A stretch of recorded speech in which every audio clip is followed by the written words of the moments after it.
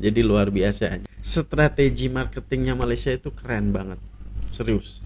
Banyak dipercayai para masyarakat Indonesia untuk, dan ini menjadi salah satu sumbangan yang besar kepada Malaysia ya. Ya, semuanya itu berbicara tentang fakta gitu ya. Kalau dokter di Indonesia unggul, kenapa sering salah diagnosa pasien? Dan ini fakta-fakta ya yang mereka ungkapkan di sini. Miris RS kita jauh dibanding Malaysia. Di sini yang penting uang, di sana lebih mementingkan kemanusiaan dan lebih murah. Hai, hello guys, what's up? Assalamualaikum, salam sejahtera semuanya. Apa kabar ya? Semoga selalu dalam keadaan baik dan semoga selalu dilimpahkan rezekinya. Amin ya robbal alamin. Oke guys, kita bertemu lagi ya. Lama kita tidak buat konten di sini guys. Oke, ini mengenai tentang perubatan lagi dan lagi ya. Kenapa itu Malaysia selalu menjadi yang top ya di antara pilihan para masyarakat di Indonesia ini guys ya. Mungkin karena cost-nya itu lebih murah juga dan kualitas yang diberikan gitu ya, pelayanan yang diberikan itu aku rasa memang top lah. Sebab itu ramai sekali nih rakyat Indonesia yang memilih keluar negara guys ya. Di sini ada fakta lagi nih, kenapa ramai sangat yang memilih ke Malaysia, dan ini daripada bos ya, daripada yang CEO lah, CEO daripada salah satu rumah sakit gitu ya. Jadi kita akan sama-sama saksikan, sebab ini beritanya di TV guys ya. Link ada di description jika kalian mau nonton videonya langsung. Bos RS ungkap sebab warga RI pilih berobat ke luar negara. Seperti apa? Bismillah and play. Kali ke fenomena banyak warga RI yang Strategi berbondong-bondong bisnis. begitu ya, berobat di luar negeri. Jika dari kacamata Anda Pak Iwan, sebenarnya apa yang terjadi dengan fasilitas kesehatan di dalam negeri? Baik. Jadi kalau kita lihat, sebenarnya Kementerian Kesehatan pernah mengadakan satu survei ya, 2023 kalau saya nggak salah. Apa sih yang menyebabkan mereka harus ke luar negeri? Ya. Kalau kita lihat, tidak melulu oleh karena ingin mendapatkan pelayanan yang lebih baik ya. Oke. Sebagian bahkan, itu mereka ke luar negeri dalam rangka untuk traveling.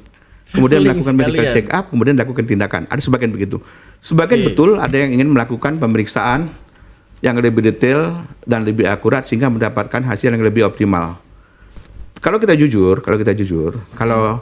Kalau lihat dari data yang ada, 50% yang keluar negeri itu dari 10 miliar US dollar itu ya, lebih ya, 11 miliar US dollar itu, Gila, banyak. 50% itu ke Malaysia. Ya, Penang ya. Ke 50%-nya. either ke Penang atau ke Lembak Leng. Lembak Leng ini Kuala Lumpur dan sekitarnya, atau Melaka atau Johor. Nah kalau kita lihat yang di sana memang ada sebagian mereka untuk melakukan pemeriksaan lebih lanjut. Apa sih yang mendasarinya? Kalau kita lihat dari data, ingin mendapatkan data yang lebih akurat. Kemudian kalau hal ini adalah yang dimaksud, sebenarnya tidak ada perbedaan yang signifikan. Saya sendiri pernah di Malaysia hampir 2 tahun. Saya tahu persis peta apa yang terjadi di sana. Yang terjadi di sana adalah cost yang lebih rendah. Biaya tindakan, biaya perawatan, biaya pemeriksaan itu lebih rendah di Malaysia dibandingkan di Indonesia. Ini barangkali adalah salah satu imbas dari kebijakan pemerintah yang memberikan zero tax untuk kesehatan, mulai dari obat, alat kesehatan, dan sebagainya. Salah satunya. Oke guys ya, ini cukup banyak ya, 50%-nya ya orang yang berobat ke luar negeri itu memilih ke Malaysia ya, di Lembah Kelang dan juga di Penang. Dia bilang memang salah satu faktor yang membuat masyarakat Indonesia pergi ke Malaysia ialah tentang biayanya. Sebab zero tax ya tentang perubatan ini. Padahal nih kalau di Indonesia alat-alat perubatan itu dikategorikan barang mewah dan itu taxnya cukup mahal. Dan ini sebenarnya pemerintah sih ya yang harus menangani ini. Sebab kalau tidak ada tax mungkin harganya akan berkurang ya, lebih terjangkau lagi. Dan pastinya pelayanan aku rasa memang lebih ini guys ya, lebih bagus di sana, dan untuk kualitas diagnosisnya itu pun tepat gitu. Nah ini yang menjadi salah satu pertanyaan kepada masyarakat, kenapa kalau di Indonesia itu di rumah sakit A bilangnya penyakit ini, di rumah sakit B bilangnya lain pula. Nah itu kan menjadikan kita confused. Ini second opinion untuk kita memberikan apa ya guys ya, fasilitas pula, memberikan kebaikan untuk diri kita sendiri. Jadi tentang kesehatan ini ya nggak main-main gitu loh ya, kita memilih yang paling akurat lah, intinya seperti itu guys. Waduh, lanjut ya. Kemudian ada yang lainnya adalah koordinasi mereka untuk melakukan health tourism ya. Sehingga tourism ini kalau penting kita nih. bandingkan head to head, ada beberapa biaya tindakan tertentu lah. Katakanlah operasi bypass jantung, kita hitung kemarin di sini 4 tahun lalu tuh pokoknya 80 juta. Kenapa di Pinang itu bisa sampai 70 juta? Ternyata ada unit cost yang kita hitung mereka lebih murah. Nah ini barangkali salah satu hal yang menarik. Kalau yang lain saya kira kalau fasilitas sama. Hard Sama. skill atau skill dari dokternya tidak jauh berbeda, bahkan kita juga banyak yang lebih canggih. Tapi satu hal yang mungkin perlu kita sikapi adalah non medical services. Jadi mereka servis yang non medis, mulai dari Penjemputan. kemudahan, kecepatan untuk melakukan pemeriksaan, kemudian informasi yang baik yang disampaikan oleh dokternya ke pasien. Mereka punya waktu. Ini yang kita sebut dengan perbedaan soft skill. Soft skill ini adalah kemampuan interpersonal untuk berkomunikasi, berempati. Jujur kita katakan mungkin kita kalah dengan teman-teman di Malaysia. Mereka punya waktu yang banyak untuk menjelaskan apa dari diagnosis sampai rencananya. Sampai selesai tindakan pun mereka planningnya apa mereka jelaskan. Ini yang kita tidak Detail ya. miliki, dan mungkin ada sebagian dilakukan, sebagian kita kesampingkan. Barangkali ada banyak hal yang perlu kita perbaiki untuk soft skill teman-teman dokter di Indonesia yang hebat-hebat ini, barangkali begitu. Oke, baik, artinya masalah soft skill ya. Jadi Ya. biasanya memang orang sakit, Dok, senang kalau dijelasin dulu Yes. secara Nah, clear benar. A to Z. Itu yang kita Itu mau. baru mereka senang begitu ya. Tapi apakah memang dari RSJPD sendiri ada pasien dari luar negeri, Pak Iwan, Jadi yang kalau khusus dibilang datang ke Indonesia ke RSJPD? kalau itu barangkali secara tidak langsung ya. Jadi begini, ada beberapa, karena kita bekerja sama benchmarking dengan beberapa rumah sakit di luar negeri, diantaranya mulai dari Australia, dari negara-negara ASEAN, Taiwan, Jepang dan sebagainya. Karena kita bekerja sama dengan katakanlah dengan grupnya Jepang, mereka merekomendasikan orang-orang Jepang yang berada di Indonesia untuk dirujuk ke rumah sakit jantung harapan kita banyak, saya kira.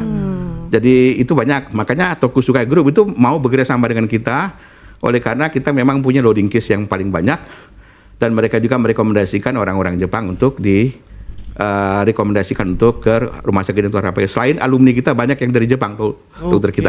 Artinya memang RSJPD ini menarik ekspatriat begitu ya untuk Ya, berobat. Betul.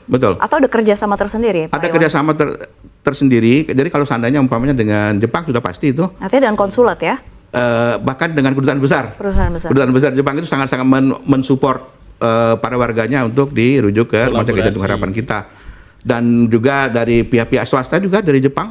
Mereka dan beberapa dokter kami memang alumni dari sana, memang melakukan pendidikan di sana sehingga dapat melakukan komunikasi dengan baik barangkali. Itu salah satunya.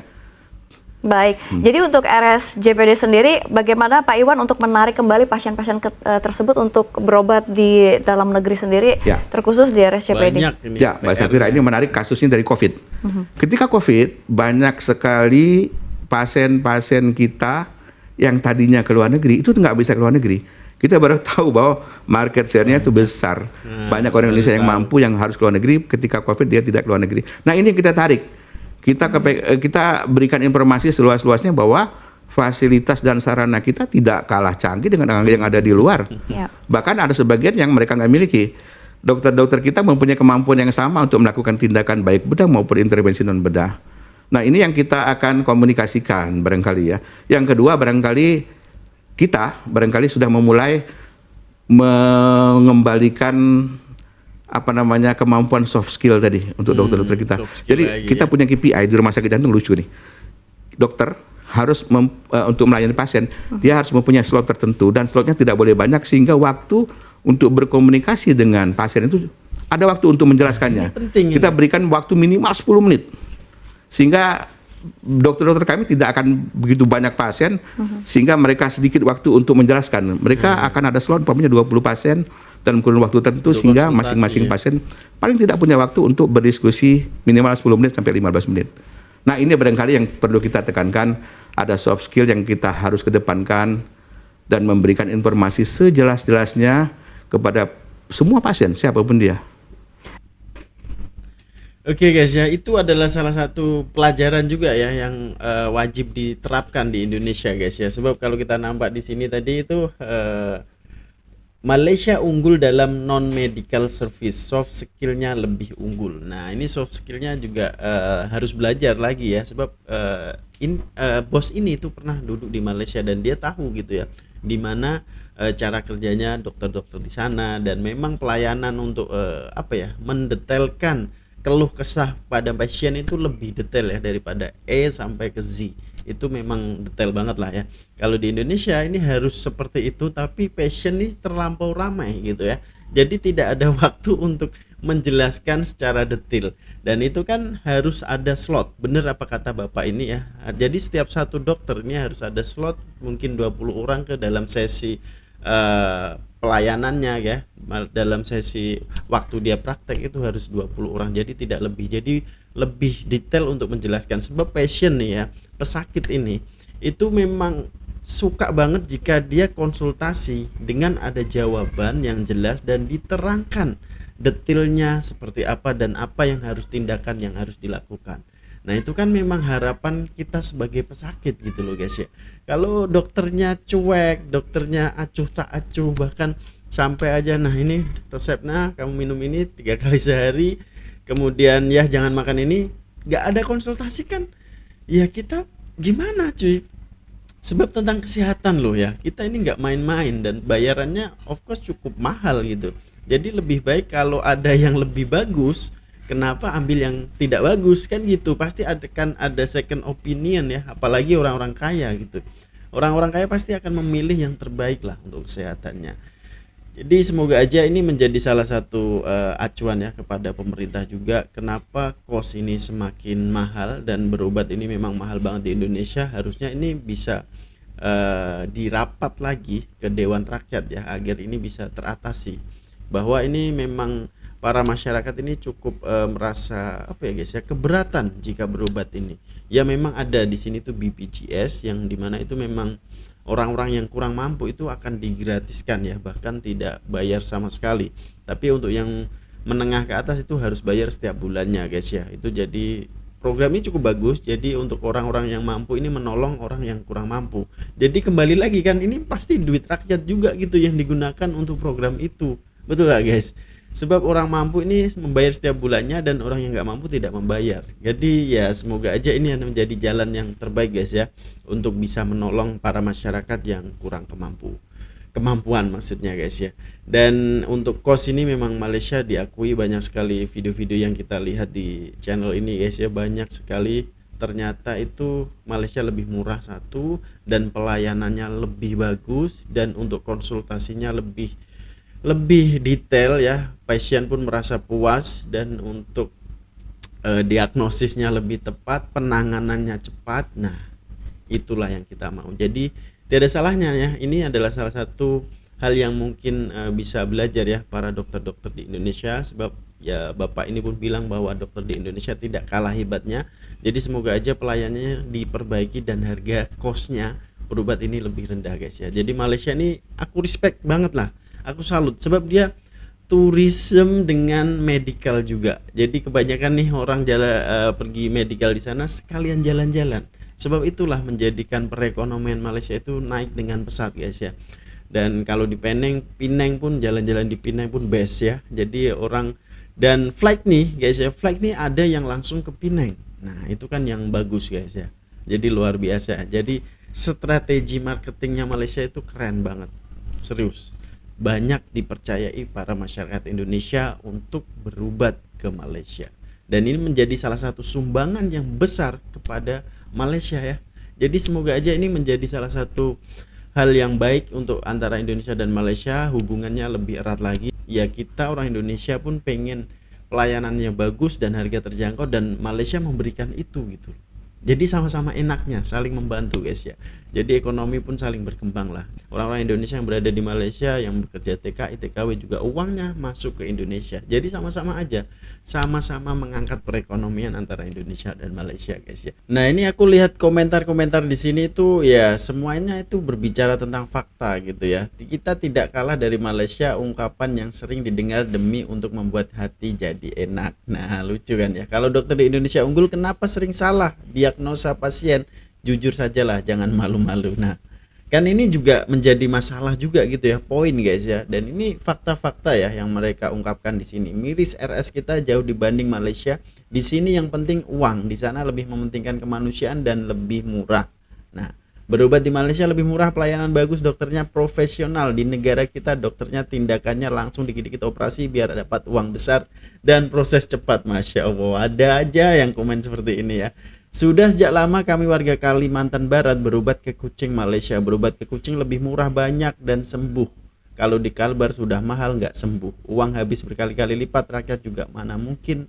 Nah kan guys ya, ini tuh fakta loh ya. Ini fakta bagi orang-orang yang berada di Kalimantan itu lebih memilih ke kucing ya. Sebab kalau rumah sakit di Kalimantan of course mungkin untuk kualitasnya ataupun peralatannya kurang ya guys ya. Sebab ya kalau mau terbang ke Jakarta itu cukup jauh dan malah lebih banyak ongkosnya. Jadi dia memilih untuk ke Kucing Sarawak Malaysia untuk berobat guys ya. Kan dia naik mobil sendiri pun bisa gitu loh.